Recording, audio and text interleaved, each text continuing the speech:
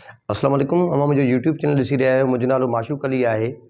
हिन वक़्तु सिंध में जेके हालतूं आहिनि, ख़ासि तौर ते मईशत जे हवाले सां ॻाल्हि कयूं त कणिक जा जेको लाबारा थियण खां बाद में जेका कणिक जी जेका पैदावार आहे उहा जेको आहे त बम्पर जेको फसल जेको सिंध में पैदा थियो, उन खां बाद में पाकिस्तान पारां ऐं ख़ासि तौर ते जेको पाकिस्तान हुकूमत पारां ऐं सिंध हुकूमत पारां ख़ासि तौर ते जेको आहे त 4000 रुपया फ़ी मण जेको आहे त सरकारी अघु मुक़ररु कयो वियो। ऐं उन खां बाद में अफ़सोस जी ॻाल्हि इहा आहे त हिन वक़्तु सिंध त पंहिंजी जाइ ते मुकमिल तौर ते ॻाल्हि न कंदासीं पूरे सूबे जी, पर ख़ासि तौर ते स्पेसिफिक कंबर शदादकोट जी ॻाल्हि कयूं त कंबर शदादकोट में हिन वक़्तु ताईं किथे बि को जेको आहे त असांजो डिस्ट्रिक्ट फूड कंट्रोल पारां को बि जेको आहे त कणिक ख़रीदारी लाइ जेको आहे त मर्कज़ क़ाइमु न कयो वियो आहे। ऐं उन खां अलावा जेके बि आहिनि आबादगार आहिनि, जेके हारी आहिनि, उहे सख़्तु परेशानी जो शिकार आहिनि। छो जो जेको आहे त जीअं कणिक जी जेका पैदावार जे वक़्त में जेको ॿिज हुयो उहो आसमान सां जेको उनजी क़ीमतूं ॻाल्हाइनि पियूं। ऐं उन खां बाद में 5 खां साढा 5 हज़ार रुपया फ़ी बोरी सोन यूरिया जेको माण्हुनि ख़रीद कई। उन खां बाद में DAP जेका आहे, DAP भाण जेको ब्लैक ते विकिरो थिए पियो 13,000 खां 15 साढा 15 16,000 ताईं जेको आहे त आबादगारनि हारियुनि खे मजबूरन उहो ख़रीद करणो पियो। पर उन सभ जे बावजूदि, पाणी जी किल्लत खोट जे बावजूदि, एहतिजाज धरणनि खां बावजूदि माण्हुनि जेका बम्पर जेको फसल जेको तयारु कयो, उहो अॼु मार्केट में जेको हिन महिल सरकारी जेको अघु आहे 4000 रुपया मुक़ररु थियल आहे। पर आम जेके वापारी जेके हिन वक़्तु 2800 खां 31-3200 रुपए ताईं ख़रीद करे रहिया आहिनि। ऐं उनजो कारण छा आहे? जो सिंध हुकूमत पारां ख़ासि तौर ते कंबर शदादकोट ज़िले जे मथां नज़रसानी ऐं ध्यानु न ॾियण जे करे हिन महिल ताईं सरकारी सतह ते किथे बि जेको आहे त का ख़रीदारी जेको शुरू न थी आहे। ऐं किथे बि को जेको आहे त सरकारी जेको आहे त ख़रीदारी लाइ मर्कज़ क़ाइमु न कया विया आहिनि। ऐं इहो बि ॿुधायो वञे थो जेको आहे त डिस्ट्रिक्ट फूड कंट्रोलर ऐं जेके फूड इंस्पेक्टर्स जेके आहिनि, सेंटरनि जा जेके इंचार्ज आहिनि, उन्हनि पारां जेको आहे जेको बारदानो जेको आयल हुयो हारियुनि ऐं आबादगारनि खे ॾियण जे लाइ, उहो बारदानो जेको आहे त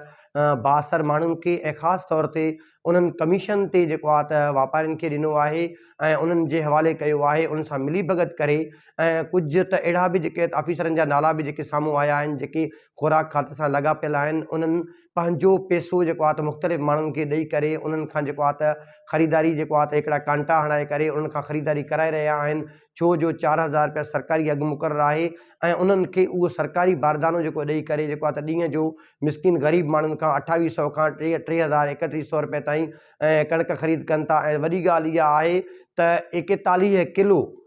जेको हारी आबादगार खां जेको आहे त तोर वठी उनखे 40 kg माना 1 मण जेको आहे त 1 मण 41 किलो जे हिसाब सां हिते वरितो वञे थो। 1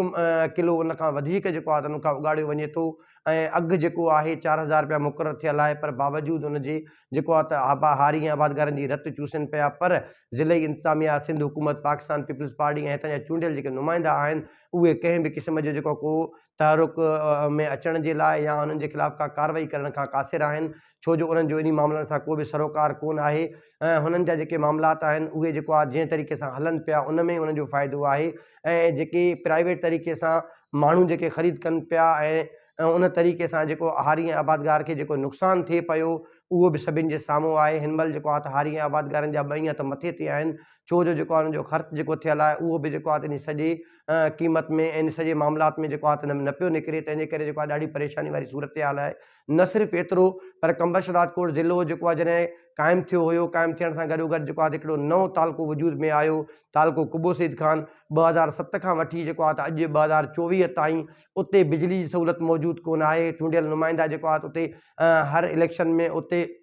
वोट बि वठंदा आहिनि, माण्हुनि खां जेको सपोर्ट बि वठंदा आहिनि। पर अफ़सोस जी ॻाल्हि आहे उते जेके खोड़ सारियूं जेके बिरादरियूं आहिनि ऐं तमामु वरी अक्सरियत सां जेको आहे उते जेको आहे त उन्हनि जी मौजूदगी आहे, जंहिंमें खोसा कम्यूनिटी आहे, बिरोही कम्यूनिटी आहे, मक्सी बिरादरी आहे ऐं मुख़्तलिफ़ ॿियूं ज़ातूं आहिनि। सभु जेको आहे उहे पाकिस्तान पीपल्स पार्टी जा वोटर ऐं सपोर्टर आहिनि। बावजूदि उन जे 2007 खां 2024 ताईं अॼु अॼोके ॾींहं ताईं जेको आहे त उन्हनि खे जेको आहे त बिजली जेको आहे त बिजली जी सहूलियत जेको आहे त मुयसरु कोन आहे। पीअण जे पाणी जो वॾो मसइलो आहे ऐं अस्पताल जो वॾो मसइलो आहे। तालीम ऐं स्कूल जा वॾा मसइला आहिनि, रोड रस्तनि जा वॾा मसइला आहिनि। ईअं सम्झो कंबर शदादकोट ज़िले में इन तालके खे ऐं इंसाननि जी आबादी वारो को शहर बि तसवुरु कोन पियो कयो वञे, जेको वॾो हिकु अलमियो आहे। ऐं असांजे चूंडियल नुमाइंदनि खे ख़ासि तौर ते सिंध हुकूमत ऐं पाकिस्तान पीपल्स पार्टी खे इन तमामु शयुनि तरफ़ ध्यानु ॾियणु घुरिजे ऐं गॾोगॾु जेको आहे कंवर शदात कोट में हिते जेको आहे जेके तरक़ियाती जेके कम आहिनि ऐं उहे सुस्त रवी जो शिकार आहिनि, माण्हू हिते जेको आहे तमामु तकलीफ़ वारी ज़िंदगी गुज़ारनि पिया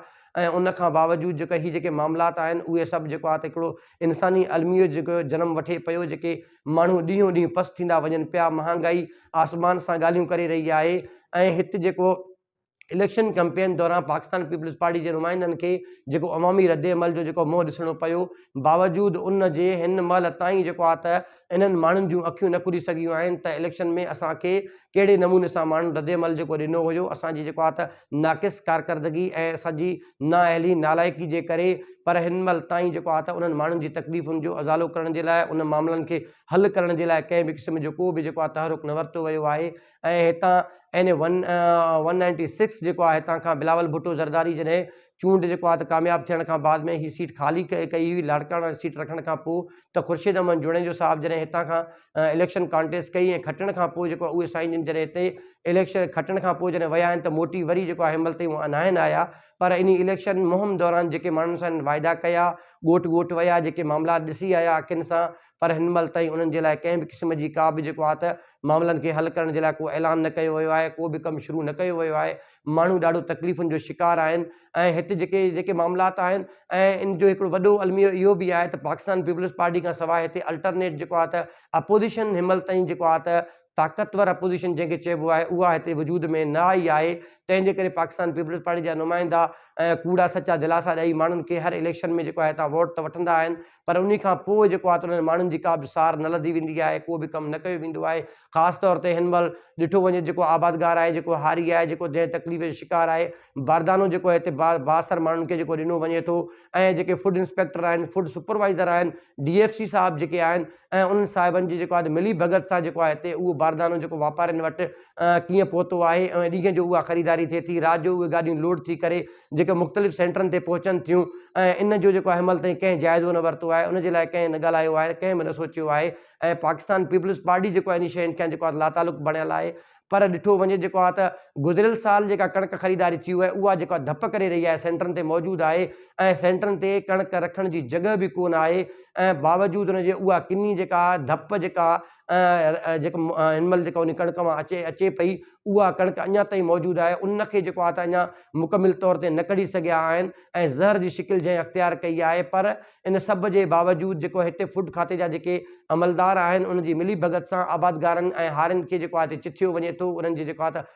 त तकलीफ़ में उन्हनि खे विधो वियो आहे ऐं 4000 रुपया जेको सरकारी अघु मुक़ररु कयो आहे, बावजूदि उन्हनि जे जेको आहे त उन्हनि पंहिंजा जेके माण्हू मुक़ररु करे 2800 खां 3100 3200 ते जेको आहे कणिक ख़रीद करे रहिया आहिनि। सिंध हुकूमत ख़ासि तौर ते पाकिस्तान पीपल्स पार्टी खे इन मामलनि जो नोटिस वठणु घुरिजे ऐं उन खां अलावा कुबो सईद ख़ान तालको जेको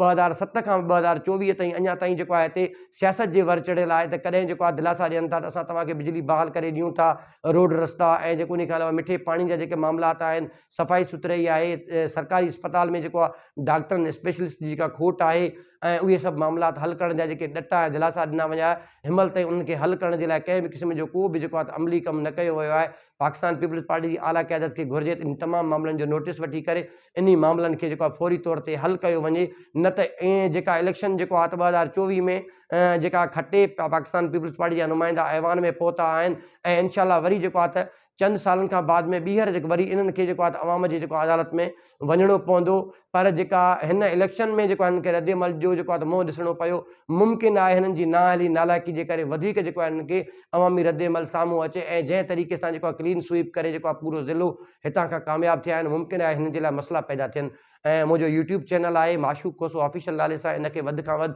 सब्सक्राइब कयो, बेल आइकन जो बटन आहे उनखे दॿायो, मुंहिंजो सोशल मीडिया ते पेज आहे माशूक अली खोसो नाले सां, उनखे लाइक कयो, कमेंट कयो, शेयर कयो, जेके अपडेट आहिनि तव्हां ते पहुची सघनि। तेसिताईं पंहिंजे मेज़बान माशूक अली खोसो खे वॾी महिरबानी।